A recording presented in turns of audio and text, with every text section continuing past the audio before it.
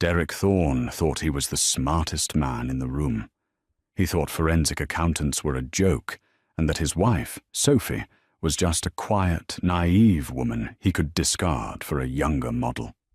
When the judge slammed the gavel, finalizing the divorce, Derek actually smiled. He kept the penthouse, the cars, and 100% of his company, Vertex Dynamics. He thought he had pulled off the heist of the century. But Derek forgot one crucial rule of business: always know who really owns your debt. He didn't know that the signature on his loan documents didn't belong to a bank.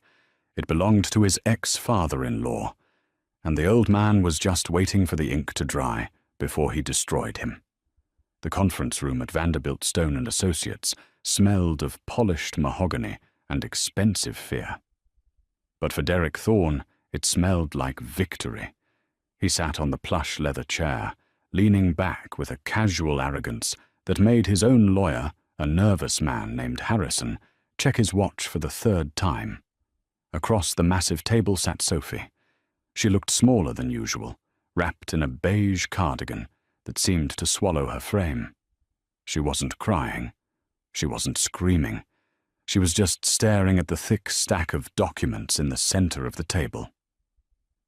"Are we doing this, or are we just going to stare at each other?"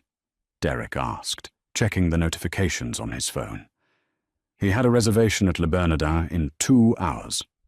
Jessica was waiting. Sophie's lawyer, a sharp-faced woman named Ms. Kincaid, adjusted her glasses. "Mr. Thorne, my client is prepared to sign the agreement as stipulated. However, we want to be absolutely clear on the terms regarding Vertex Dynamics." Derek suppressed a smirk. This was the part he had been sweating over for 6 months. Vertex Dynamics was his baby. It was a logistics software company currently valued at $40 million, with a projected IPO that would push it into the billions. He had spent the last year funneling assets through shell companies in the Cayman Islands, suppressing the quarterly reports, and making the company look like it was bleeding cash. He had cooked the book so thoroughly that, on paper, Vertex looked like a sinking ship. "The terms are clear," Harrison said, his voice trembling slightly. "Derek keeps 100% of Vertex Dynamics and assumes all its current debts. Sophie receives the lump sum of $2 million, the lake house in Vermont, and she relinquishes all future claims on Derek's business assets." Derek looked at Sophie. "It's a good deal, Soph. The company is in debt. You don't want that headache. I'm doing you a favor taking it off your hands." It was a lie. A massive, quantifiable lie. The debt was internal, owed to a holding company Derek secretly controlled. Once the divorce was final, he would forgive the debt. The company's value would skyrocket, and he wouldn't have to give Sophie a dime of the real profits. Sophie finally looked up. Her eyes were dull, tired. "And the non-compete?" she asked softly. "Dropped," Derek said magnanimously. "You want to start your little flower shop or whatever? Go ahead. I won't stop you." Sophie nodded slowly. She reached for the Mont Blanc pen resting on the table. Her hand didn't shake. She flipped to the back page, where the lines awaited their fate. Scritch. Scratch. Sophie Thorne. It was done. Derek felt a rush of dopamine hit his brain so hard he almost laughed out loud.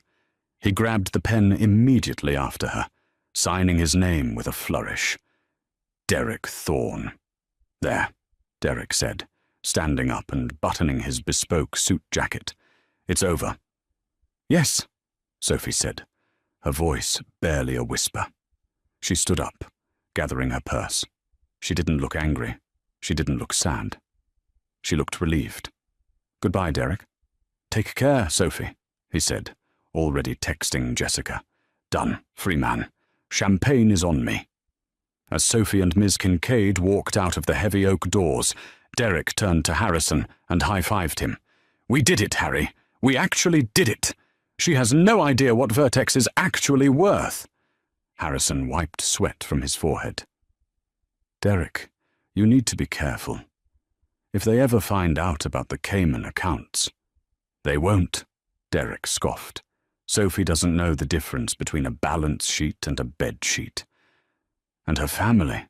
Please. Her dad is some retired antique dealer in Connecticut. They don't have the resources to audit me. Derek walked over to the window, looking out at the Manhattan skyline.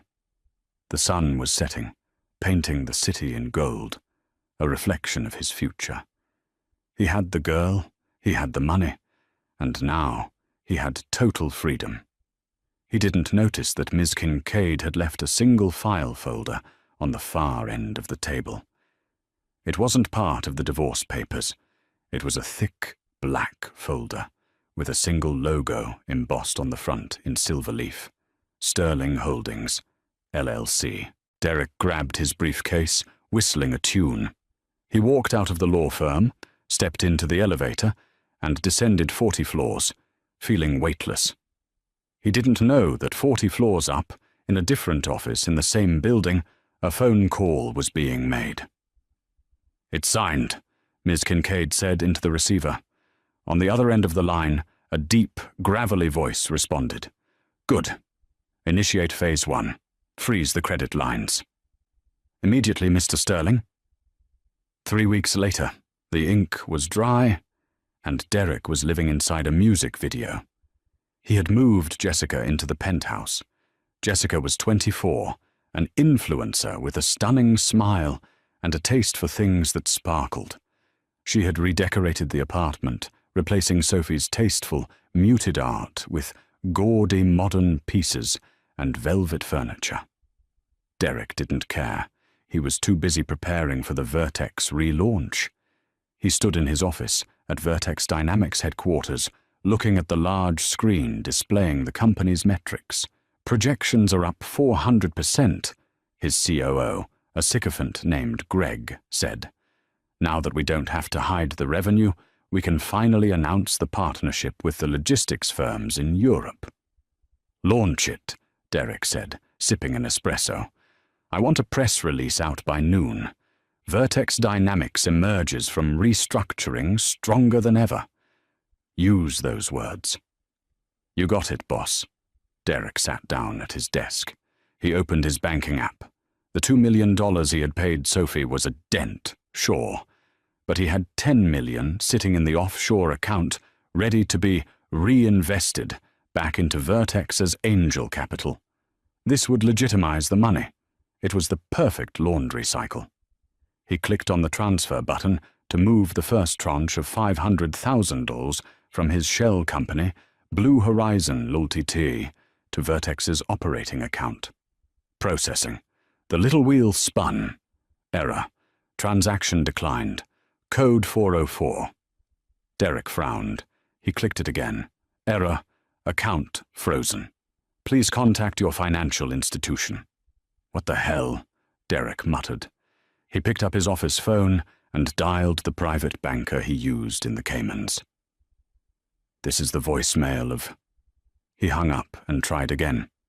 Straight to voicemail. A cold prickle of irritation ran down his neck. He tried to log in to the Vertex primary business account at Chase. He needed to make payroll in 2 days. Access denied. Administrative lock in place. Derek slammed the mouse down. "Greg!" he shouted. Greg ran in. "Yeah, Derek?" "Why is the business account locked? Did you mess up the password?" "No, I was just coming to tell you. The corporate credit cards were declined. I tried to order the catering for the launch party, and the Amex black card bounced." "Bounced?" Derek stood up, his face flushing red. "That card has a $2 million limit. It doesn't bounce." "It did. The vendor said the issuer marked the card as stolen or compromised." "Compromised?" Derek grabbed his jacket. "It's a glitch. It has to be. I'm going to the bank." He stormed out of the office, ignoring the confused looks of his employees. He drove his Porsche Panamera a little too fast down the street to the local branch. He marched inside, demanding to see the manager. 10 minutes later, he was sitting in a cubicle across from a branch manager named Mrs. Gable, who looked uncomfortable. "Mr. Thorne," she said, typing on her keyboard, "I see the issue here. A lien has been placed on all accounts associated with Vertex Dynamics and your personal accounts." "A lien? By who? The IRS?" Derek's heart skipped a beat. If the IRS was involved, he was dead. "No, sir, not the government."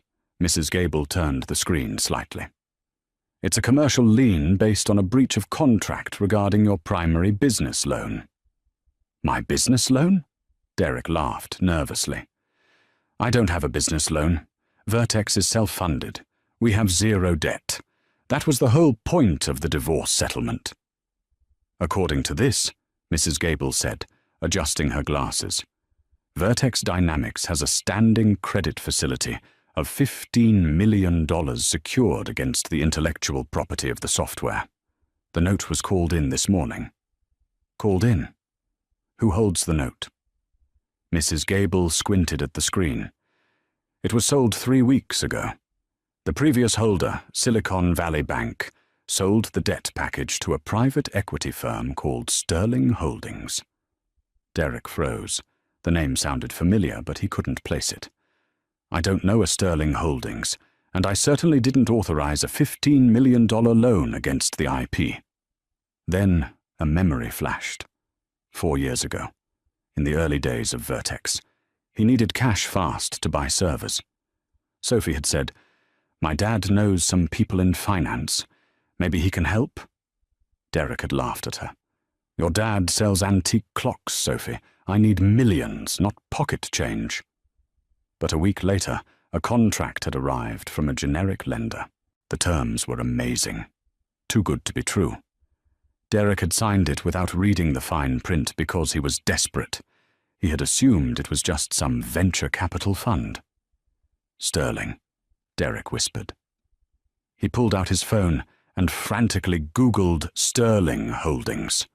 The first result was a Bloomberg article from 2 years ago, "The Silent Titans, How the Sterling Family Controls Global Supply Chains." He scrolled down. Founder, Arthur Sterling. Arthur. Sophie's father's name was Arthur. Derek felt the blood drain from his face. He had met Arthur maybe 5 times in 10 years. The man was always wearing tweed, sitting in a dusty library in Connecticut, talking about 18th century horology. He looked like a grandfather who smelled of peppermint and old paper. Derek had treated him like an idiot.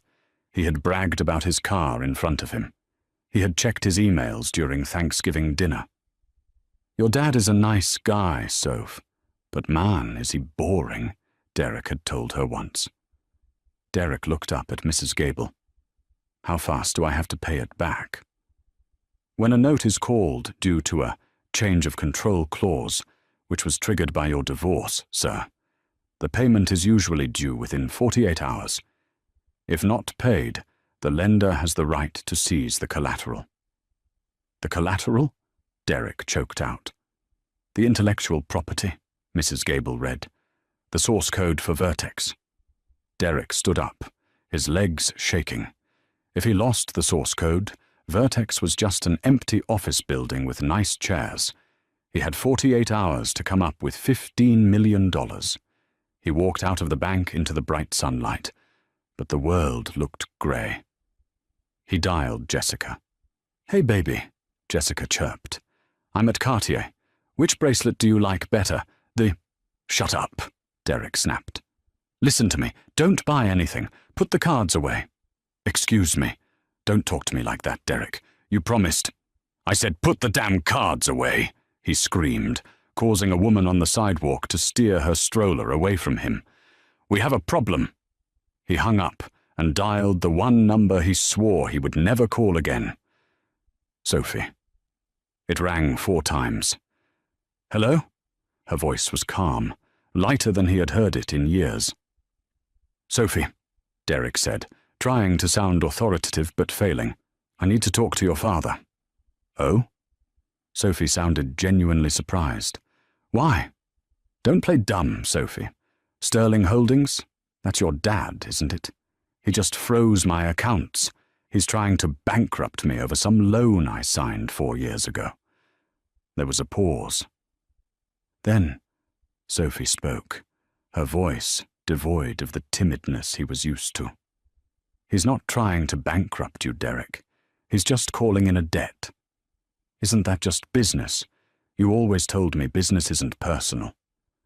"Sophie, he's asking for $15 million in 48 hours.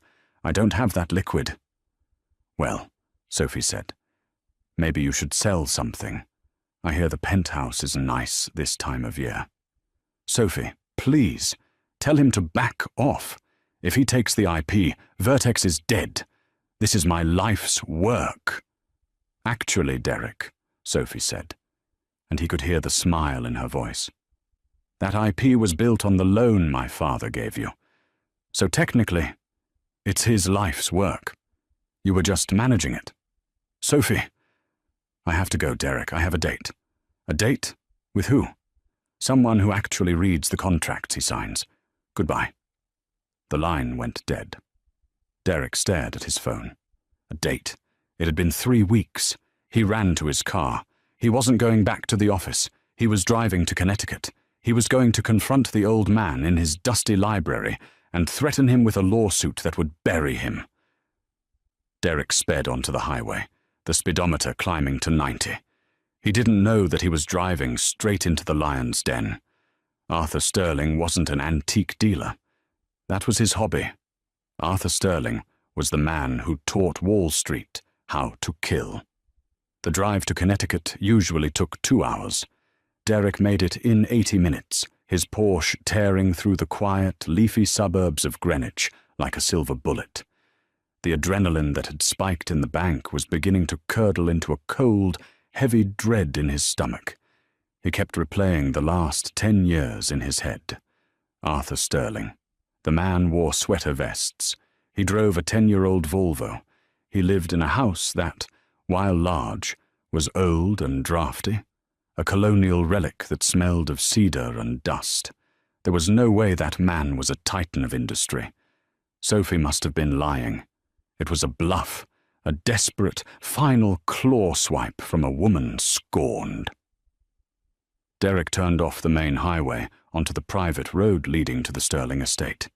He expected the usual rusted iron gate that always squeaked when it opened. Instead, he was met by a wall of reinforced steel and stone. The old gate was gone. In its place stood a formidable security checkpoint that looked more like the entrance to a military base than a retiree's home. A camera mounted on a black pillar swiveled, focusing its lens directly on Derek's face through the windshield. Derek rolled down his window as a uniformed guard stepped out of the booth. This wasn't the local neighborhood watch. The guard was wearing a tactical vest, and the emblem on his shoulder read, "Blackstone Security." "Name?" the guard asked, his voice flat. "Derek Thorne. I'm family. Let me in." The guard didn't blink. He tapped a tablet. "Mr. Thorne, ex-family. You're not on the guest list." "Guest list? I've been coming here for Thanksgiving for a decade. Open the damn gate or I'll call the police." "I wouldn't do that, sir," the guard said, resting his hand casually near his belt. "Mr. Sterling is expecting you, but he left specific instructions. You leave the car here. You walk up." "Walk?" Derek looked up the winding driveway. It was a 1/4 mile uphill in the drizzling rain. "Are you joking?" "Gate opens for pedestrians only," the guard said, pressing a button. A small side door in the steel wall buzzed and clicked open. Derek cursed, slamming his fist against the steering wheel. He grabbed his jacket, stepped out of his $100,000 car, and walked through the pedestrian door. The walk was humiliating. The rain had picked up, soaking his Italian loafers and plastering his hair to his forehead. By the time he reached the front porch of the main house, he was shivering and out of breath. He banged on the heavy oak door. It opened immediately. But it wasn't Sophie who answered. It was a butler Derek had never seen before, a tall man with a scar running down his cheek. "Library," the man said, stepping aside. Derek stormed past him, his wet shoes squeaking on the pristine marble floors. He marched down the hallway, throwing open the double doors to the library. "All right, Arthur," Derek shouted, his voice echoing off the walls. "Enough of these games. You can't just freeze my—" The words died in his throat. The library had changed. The dusty piles of National Geographic magazines were gone. The faded floral armchairs were replaced by sleek, dark leather Chesterfield sofas. The lighting was low and amber, and at the far end of the room, sitting behind a desk that looked like it had been carved from the hull of a galleon, was Arthur Sterling. He wasn't wearing a sweater vest. He was wearing a charcoal three-piece suit that fit him with the precision of armor. He was inspecting a diamond through a jeweler's loupe, the light catching the stone's brilliance. Arthur didn't look up. "You're dripping on my Persian rug, Derek. That rug is older than your country."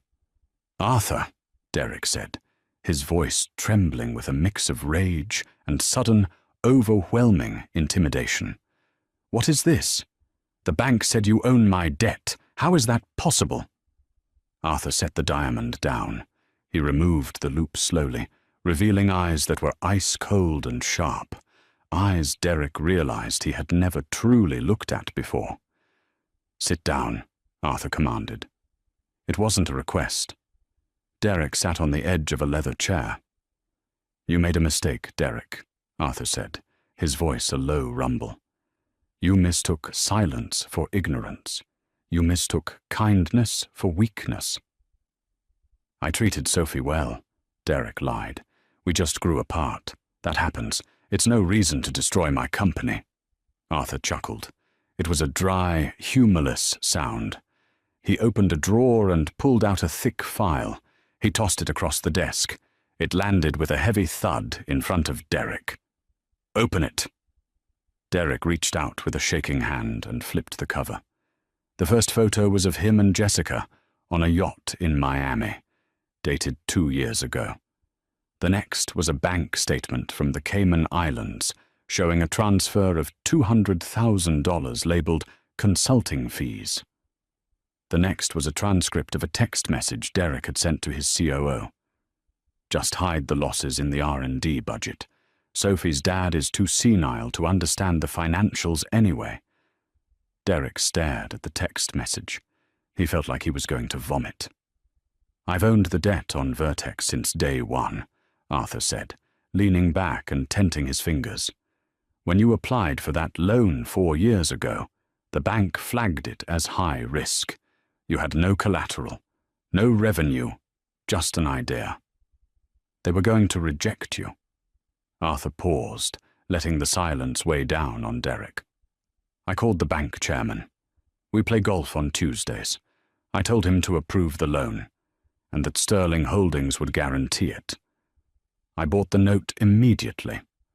I funded your dream, Derek, because I wanted to see if you were the man my daughter thought you were." "I made that company a success," Derek snapped, trying to regain some ground. "I built it." "You built a house of cards," Arthur corrected. "You siphoned profits. You cheated on your taxes. You cheated on my daughter. And you thought you were clever because you moved the money offshore." Arthur shook his head with mock pity. "Derek, who do you think owns the bank in the Caymans?" Derek's mouth fell open. "The Royal Bank of Georgetown," Arthur said softly. "It's a subsidiary of Sterling Global. I saw every penny you stole. I saw every bracelet you bought that whore you have living in my daughter's former home." "So what?" Derek stood up, desperate. "You going to blackmail me? I'll go to the press. I'll tell them you're using insider information." "Go ahead," a female voice said from the shadows of the room. Derek spun around. Sophie stepped out from the corner near the bookshelves. She looked stunning. The beige cardigan was gone. She was wearing a tailored black dress, her hair pulled back in a severe, elegant bun. She held a glass of red wine, looking relaxed and dangerous. "Sophie," Derek whispered. "Hello, Derek," she said, taking a sip of wine. "Did you tell him about the forensic audit, Daddy?" "I was getting to that," Arthur said. "Sophie, please," Derek pleaded, taking a step toward her. "He's ruining me. You know how hard I worked. Vertex is our future, well, my future. You can't let him do this." Sophie laughed. It was a bright, genuine laugh that chilled Derek to the bone. "You still don't get it, do you? I didn't sign the divorce papers because I gave up. I signed them because we needed you to legally sever ties with me, so that when the SEC raids Vertex, I'm not liable for your fraud." "The SEC?" Derek's knees gave out. He grabbed the back of the chair for support. "They're executing a search warrant at your offices right now." Arthur checked his gold pocket watch. "They started about 10 minutes ago. My team sent over the evidence regarding the cooked books this morning." "You set me up," Derek hissed. "You waited until the divorce was final." "Of course," Arthur said, standing up. He towered over the desk. "If I had destroyed you while you were still married to Sophie, half of your debt would have been her debt. Half of your legal troubles would have been hers. I had to wait until you took everything. You wanted 100% of the company. You got it. You wanted 100% of the assets. You got them. And now you have 100% of the liability." Arthur walked around the desk and stood inches from Derek's face. "You have 48 hours to pay the $15 million, Derek. If you don't, I seize the IP, I seize the servers, I seize the brand. And since I know you don't have the cash because I froze your offshore accounts an hour ago, I suggest you start looking for a very good public defender." Derek looked from Arthur to Sophie. Sophie raised her glass in a mock toast. "Get out of my house," Arthur said quietly. Derek turned and ran. He didn't walk. He ran out of the library, down the hall, past the scarred butler, and out into the pouring rain. He scrambled down the driveway, slipping in the mud, ruining his suit, until he reached his car. He fumbled with his keys, his hands shaking so violently he dropped them twice. He finally got inside the Porsche and locked the doors, gasping for air. He was trapped. The mouse hadn't just been caught. The trap had snapped his spine. The drive back to Manhattan was a blur of terror. Derek didn't speed this time. He drove 10 miles under the limit, paralyzed by the thought that a police cruiser might pull him over at any second. Every siren he heard made him flinch. He needed a plan. He needed liquidity. Think, Derek, think. He had art. The penthouse was full of it. He had the cars. He had the watch collection. If he could liquidate the assets quickly, casually, maybe he could scrape together enough cash to flee. Not to pay Arthur. That was impossible. But to get a plane ticket to a non-extradition country before the feds formally charged him. Brazil. He could go to Brazil. He pulled up to his building, the Obsidian Tower, a gleaming spike of glass in the center of the city. He tossed the keys to the valet, ignoring the man's concerned look at Derek's mud-stained suit. "Keep it close," Derek muttered. "I'm leaving again soon." He took the elevator up to the penthouse. He needed the cash stash. He kept $50,000 in a safe behind the painting in the master bedroom. It was his go-bag money. He burst into the apartment. "Jessica," he yelled, "pack a bag. We're leaving." Silence greeted him. The apartment was eerily quiet.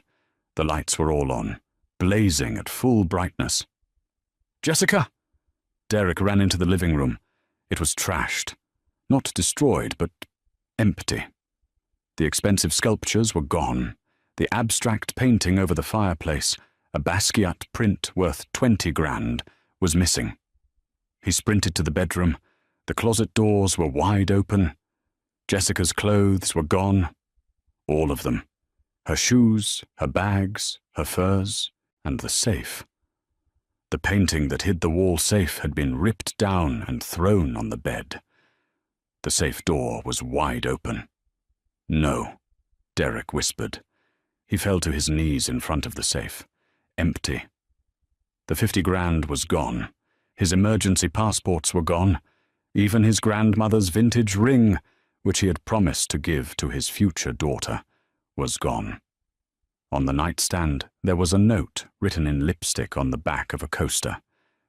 "Derek, my card got declined at Starbucks." I checked the news. "Vertex Dynamics under investigation for massive fraud." "You're broke, babe, and I don't do broke. I took what you owed me for the last 3 weeks of my time. Don't look for me."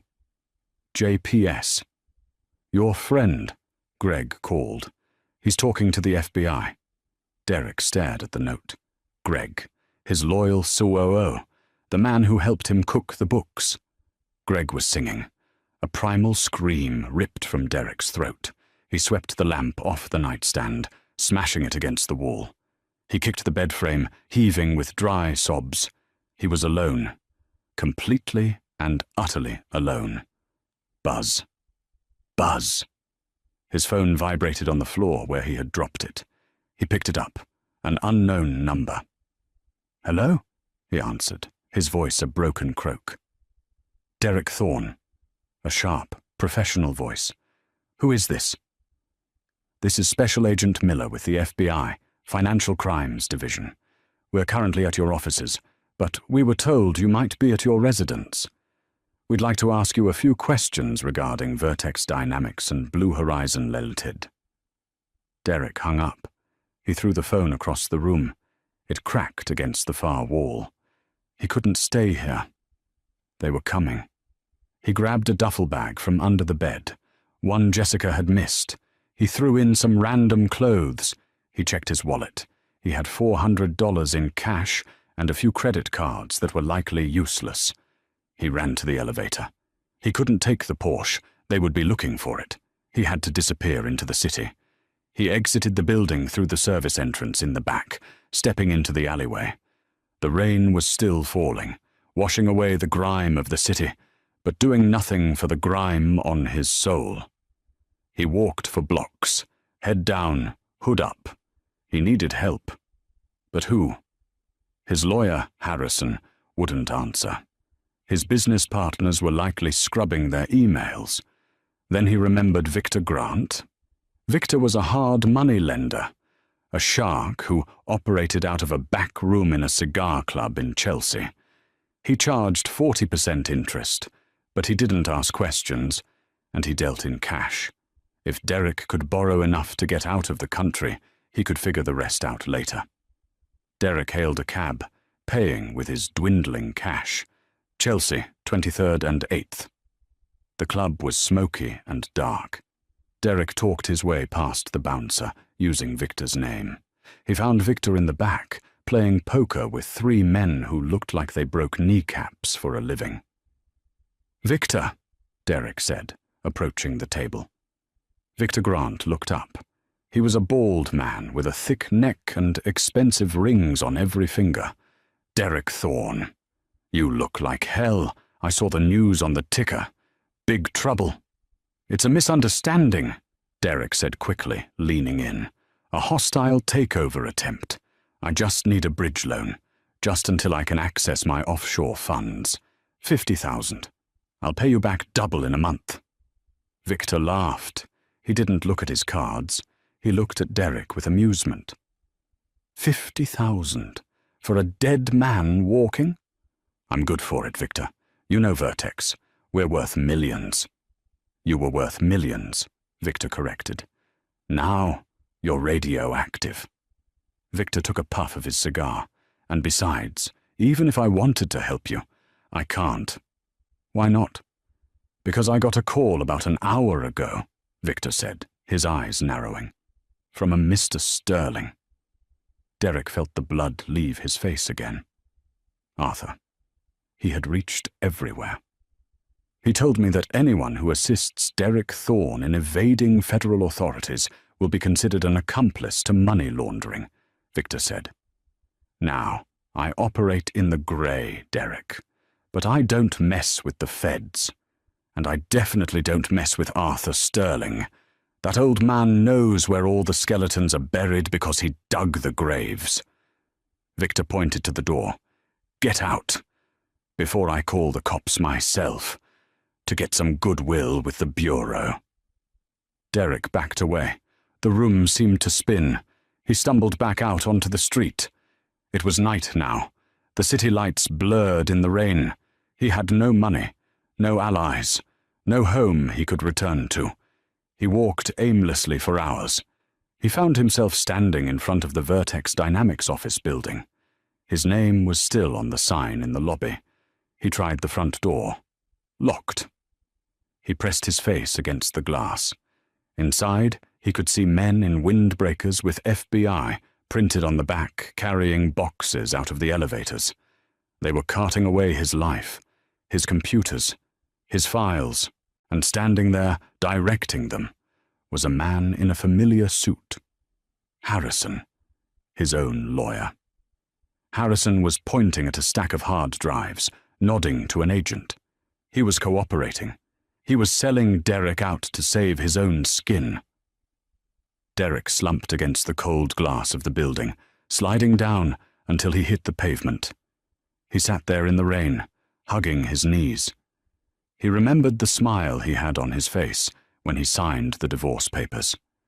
He remembered the feeling of total victory. "I'm doing you a favor, Soph," he had said. He closed his eyes. The realization hit him harder than the loss of the money. Sophie had known. She had sat there, quiet and meek, watching him sign his own death warrant. She had let him think he was the winner while she held the remote control to the detonator. He wasn't the smartest man in the room. He was just the prey, and the hunt was over. Derek Thorne, the man who had been featured in Forbes 30 to Under 30 just 2 years prior, spent the night huddled in the doorway of a dry cleaner's on 39th Street. He didn't sleep. Every time he closed his eyes, he saw Arthur Sterling's face, calm, cold, and utterly devoid of mercy. He saw the diamond in Arthur's hand, refracting the light, a metaphor for how easily the old man had dissected Derek's life. When dawn broke, the city woke up with a grumbling roar. Garbage trucks, delivery vans, the endless stream of commuters. Derek felt exposed. He was wearing a soiled Armani suit, clutching a duffel bag, looking like a high-end ghost, haunting the gutters. He needed to move. He had $400. He could buy a bus ticket. He could go to Ohio, or maybe further, to the Dakotas, somewhere where they didn't care about software IPOs or SEC violations. He pulled his hood down low and walked toward the Port Authority bus terminal. His heart hammered against his ribs like a trapped bird. He kept his head down, avoiding eye contact. He made it to the ticket counter. The place smelled of diesel fumes and stale coffee. "One ticket to Bismarck," Derek mumbled to the woman behind the plexiglass. "Bismarck, North Dakota?" she asked, popping gum. "That's a long haul, honey. 3 transfers. Leaves in 20 minutes. Fine, just give it to me." He slid $300 under the glass. She printed the ticket. It made a rasping sound. "Zisht." "Zisht." Derek reached for it. "Derek Thorne?" The voice came from behind him. It wasn't loud, it was conversational. Derek froze. He didn't turn around. He just closed his eyes. "Don't run, Derek," the voice said. "There are 4 agents at the exits, 2 uniformed officers by the escalator. If you run, you'll just get tackled on the dirty floor, and you're already having a bad enough day." Derek turned slowly. Standing there was a man in a navy blue windbreaker with yellow lettering on the chest. FBI. It was the man from the phone. Special Agent Miller. He looked like a math teacher. Balding, glasses, a slightly bored expression. "How?" Derek whispered. Miller pointed to the ceiling. "Facial recognition cameras, Mr. Thorne. You walked right through the main concourse of one of the most surveilled buildings in New York City. You might know software, but you clearly don't know surveillance. 2 other agents moved in, flanking Derek.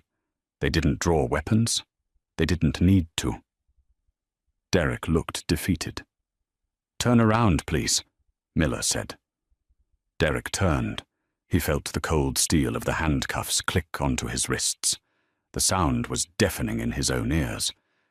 "Derek Thorne, you are under arrest for securities fraud, wire fraud, conspiracy to commit money laundering, and violation of the Sarbanes-Oxley Act. You have the right to remain silent."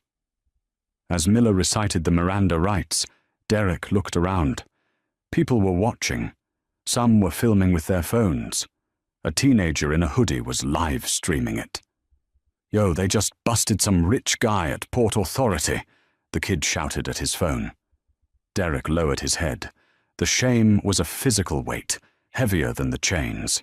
The interrogation room at the Federal Plaza was exactly like the movies, only colder. The air conditioning was blasting, and the fluorescent light buzzed with a headache-inducing frequency. Derek sat at the metal table, handcuffed to the chair. He had been there for 3 hours. No water, no lawyer. Finally, the door opened. Agent Miller walked in, carrying a thick binder and 2 cups of coffee. He sat down, placing 1 cup in front of himself and leaving the other just out of Derek's reach. "So," Miller said, opening the binder, "we've been going through the hard drives from Vertex, and the files your lawyer, Mr. Harrison, provided." "Harrison is a liar," Derek croaked. "He set me up." "Harrison is scared," Miller corrected. "He's trying to save his license. But honestly, Derek, he didn't give us the smoking gun. We already had it." Miller slid a document across the table. "Recognize this?" It was an email from Derek to his private email account. Subject: The Cayman Loop. "Once we get the loan from Sterling Holdings, divert 30% to Blue Horizon. We'll classify it as server maintenance to avoid the audit triggers. The old man won't check." Derek stared at the paper. "I never sent that." "Metadata says you did," Miller said. "Sent 4 years ago, just after you signed the loan agreement." "But wait," Derek looked up, his mind racing. "Arthur Sterling controls the bank in the Caymans. If he saw this transaction, why did he let it happen? Why wait 4 years?" Miller took a sip of coffee. He looked at Derek with something almost like pity. "That's the question, isn't it? Why let you dig the hole so deep?" Miller leaned in. "We spoke to Mr. Sterling's legal team this morning. They've been cooperating fully. They claim they only discovered the discrepancies during a pre-divorce audit conducted last month. They handed everything over to us on a silver platter." "He knew," Derek shouted, rattling the handcuffs. "He owns the bank. He watched me do it. It's entrapment." "It's not entrapment if you're the one clicking send, Derek," Miller said calmly. "Mr. Sterling might be a shark, but you're the one who swam into his mouth. You committed the fraud.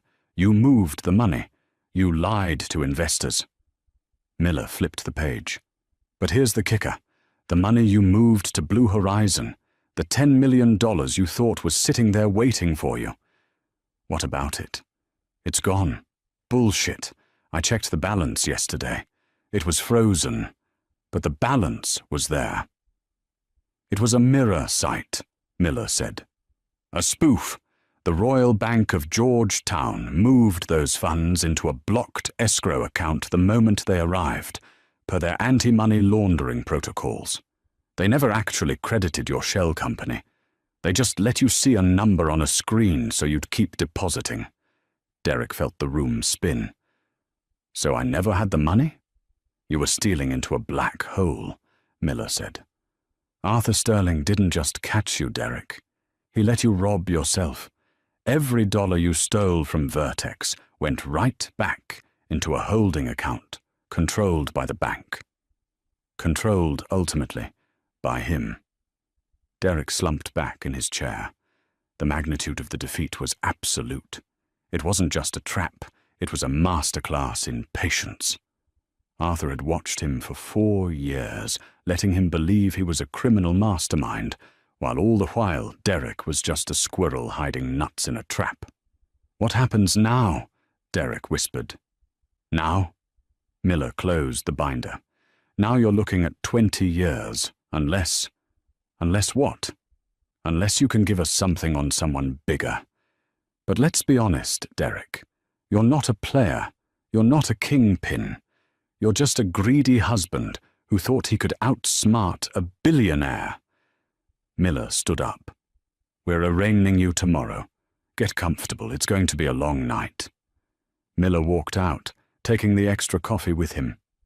Derek stared at the metal table, seeing his own reflection in the brushed steel. He looked old. He looked broken. He had smiled when he signed the divorce papers. He had smiled. He started to laugh, a dry, jagged sound that bounced off the soundproof walls. He laughed until he was crying. The courtroom was packed. It wasn't just a trial, it was a spectacle. Journalists, former employees of Vertex, and the curious vultures of New York society filled the wooden benches to watch the fall of the tech darling. Derek sat at the defendant's table in an orange jumpsuit. The judge had denied him bail, citing him as a flight risk. His public defender, an overworked woman named Ms. Alvarez, looked exhausted before the hearing even began. "All rise," the bailiff bellowed. Judge Garrison, a man known for harsh sentences on white-collar crime, peered over his glasses. "The United States versus Derek Thorne." The prosecutor, Weiss, wasted no time. He painted Derek not as a visionary, but as a common thief who had looted his own company. Then came the killing blow. "Your Honor," Weiss said, "we move to have control of Vertex Dynamics returned to the primary creditor, Sterling Holdings, to save the company and the employees' jobs." "Objection!" Ms. Alvarez stood up. "Motion granted," Judge Garrison ruled immediately. "Stewardship is transferred to Sterling Holdings." Derek's head snapped up. That was it. Arthur hadn't just destroyed him. He had legally stolen his company back. Derek scanned the front row. There they were, Arthur and Sophie. They looked like royalty. Arthur in a crisp navy suit, Sophie in a modest cream dress. She didn't look like a victim. She looked healthy, vibrant. As the hearing ended and bailiffs moved to haul him away, Derek snapped. He lunged toward the railing. "Sophie!" he screamed. The room went silent. Sophie turned. She didn't look scared. She walked slowly toward the railing, Arthur standing like a sentinel behind her. "Why?"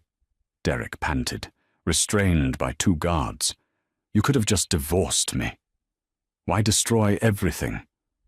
Sophie looked at him with a chilling disappointment. "You broke the contract, Derek." "The marriage contract? I know I cheated." "Not the marriage contract," she said softly. "The one with my father. He told you he would open doors for you.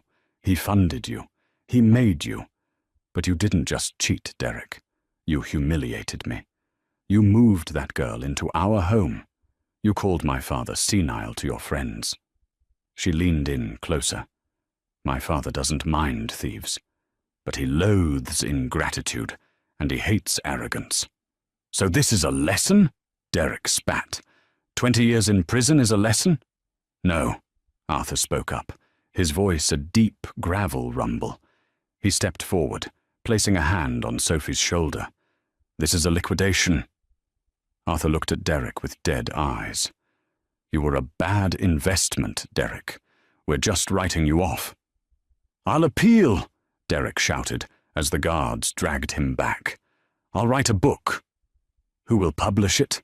Arthur asked calmly. "I own the publishing houses too."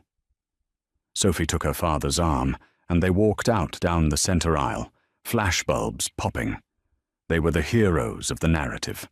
Heiress saves father's legacy from fraudulent husband. Derek spent the next 3 months in the Metropolitan Correctional Center. The reality of the Wolf of Wall Street lifestyle dissolved into concrete walls and steel toilets. 2 weeks before the trial, Ms. Alvarez visited him. She didn't have good news. "Stop writing letters, Derek," she said, sliding a document across the table. "You need to take the plea deal." "I'm not pleading." "You have to. They added a RICO charge." "RICO? That's for the mafia." "They have a new witness." She lowered her voice. "A forensic accountant from Sterling Holdings. He testified that the Vertex software never actually worked, that it was all smoke and mirrors, propped up manually by Arthur Sterling's logistics team to make you look successful." Derek sat back, stunned. The glitches, the crashes that magically fixed themselves. He hadn't built a tech empire. He had been a child playing with a toy steering wheel while Arthur drove the car. "If you go to trial, you get 30 years, Ms. Alvarez said. "The plea is 15, out in 8 with good behavior." Derek looked at the document. Plea agreement. Guilty on all counts. He looked at the signature line. He remembered the last time he signed a document. The divorce papers. He remembered how he had smiled, thinking he had won. With a shaking hand, he picked up the cheap plastic pen. He realized now that the game had been rigged before he even sat at the table. He signed. 5 years later. The Federal Correctional Institution in Otisville was a grey slurry of routine. For inmate Danjano 78204054, formerly known as Derek Thorne, the days were measured in head counts and the taste of stale oatmeal. He had aged 20 years in 5. The arrogance that once defined his stride was gone, replaced by the shuffle of a broken man. He worked in the prison library now, a quiet job that gave him access to his only lifeline: old magazines. It was a Tuesday in November when the knife twisted for the final time. Buried at the bottom of a donation stack was a pristine copy of Forbes, only 2 weeks old. Derek picked it up, his breath hitching. Staring back at him from the glossy cover was Sophie. She looked magnificent in a white power suit, her hair cut in a sharp, modern bob. She wasn't the timid housewife he had discarded. She looked like a predator. The headline read, "The Queen of Logistics, How Sophie Sterling Turned a Failing Startup into a $10 billion empire." Derek's hands shook as he read. The article detailed the meteoric rise of Sterling Vertex. It credited the company's success to a proprietary AI algorithm from the Sterling family archives. It was a complete rewrite of history. Derek was mentioned only once, in a single, humiliating paragraph. After the departure of original founder Derek Thorne, due to fraud convictions, the Sterling family took direct control. He was just a footnote, a departure. He turned the page and his heart stopped. There was a sidebar titled, "The Team That Protects the Empire." It featured a photo of a sleek glass office. In the center stood a woman with glasses and brunette hair, but the smile was unmistakable. It was the same smile that had charmed him at a Tribeca bar. The same smile that had whispered, "You deserve better than Sophie." It was Jessica. The caption read, "Jessica Vance, Head of Corporate Counterintelligence." A 10-year veteran of Sterling Holdings, Vance specializes in internal audits and competitive threat neutralization. The magazine slipped from Derek's fingers. 10 years. She hadn't been an influencer. She hadn't been a random mistress. She had been an employee of Sterling Holdings the entire time. The memories crashed into him like a tidal wave. The accidental meeting at the bar. The way she constantly asked how he moved his money. The way she pushed him to spend lavishly on cars and jewelry, burning through his liquidity so he would be broke when the hammer dropped. She hadn't stolen the cash from his safe to run away. She was an asset recovery agent returning it to the company treasury. It wasn't just a trap. It was a perfectly scripted play. Arthur Sterling hadn't just waited for Derek to fail. He had sent an agent to ensure it. They had fed his ego, accelerated his greed, and guided him hand in hand to the slaughterhouse. "Thorne, count time!" a guard barked. Derek stood up, leaving the magazine on the floor. He looked at the photo one last time. Sophie and Jessica, the Queen and her knight. They were winners. He walked back to his cell, the realization settling into his bones. He lay on his bunk, staring at the concrete ceiling. He thought about the smile he had on his face the day he signed the divorce papers. He had felt so powerful, so free. He realized now that the mouse never truly wins the maze. The mouse only runs where the scientist allows it to. Derek closed his eyes. He had lost everything. But worse than that, he realized he never really had it to begin with.